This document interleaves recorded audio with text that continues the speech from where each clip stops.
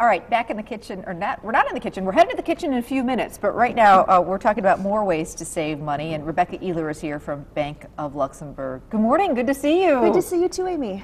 And that baby is growing, huh? Yes, she is. Oh, congratulations, how Thanks. exciting.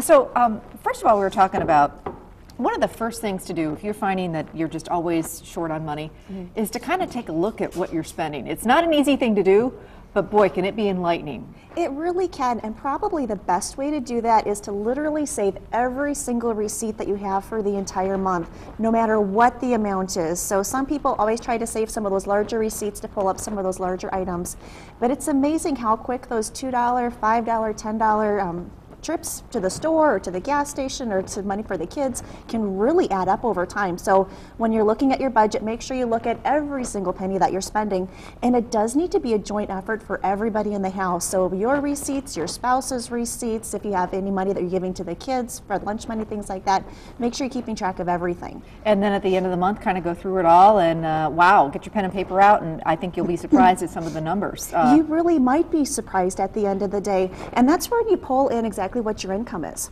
So you're going to compare what your income is compared to where all your expenses are, and you're either going to be pleasantly surprised that maybe you have a little bit of leftover money, or maybe you're a little bit nervous because maybe you're just not budgeting properly and you've got basically more expenses than what you have income coming in. But if you take control of it and you look at it, you can figure it out. I mean, that's the key. If you just keep ignoring it, it's not going to go away, you know? No, it really isn't, and it is something that everybody in the family needs to participate in. So if only one spouse is particularly concerned about the budget, it's really not going to work for your family. Everybody needs to be involved. So what happens if you find that you've got some extra money and, you know, what could you do with that, you know, to grow it?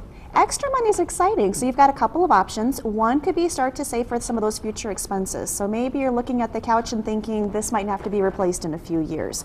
Maybe you're looking at some possible repairs for the vehicle. Maybe you have kids heading off to college that are going to need some extra funds. Maybe you're getting ready for the holidays. You know, you've got about an extra 5-6 months right now that you can start saving for Christmas. Speaking of the holidays, do you guys do one of those Christmas club type of things where, you know, I know Christmas seems like a long way away, but rather than, you know, credit card debt, which is, we all know, not a good thing and can really add up.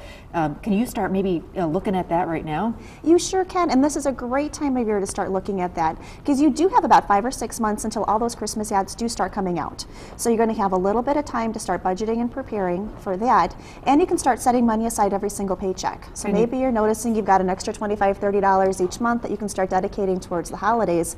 It's amazing how quickly that's going to add up, and then once all those ads start coming out in October and November, you just have to come to the bank, take the money out of your holiday club account, and start spending. You don't have to worry about those credit card bills coming in December and January. And very cool if you can stick with what you put in there and not, you know, not put anything on a credit card. That's great. Last but not least, I know just had a friend did some refinancing. A lot of people still doing the refinancing, and that can really, you know, at least you should look into it, correct? Exactly. If you're looking at some ways of possibly adding some extra money into your budget, refinancing is going to be a great option, whether it's refinancing your home equity, debt consolidation, student loans, car loans.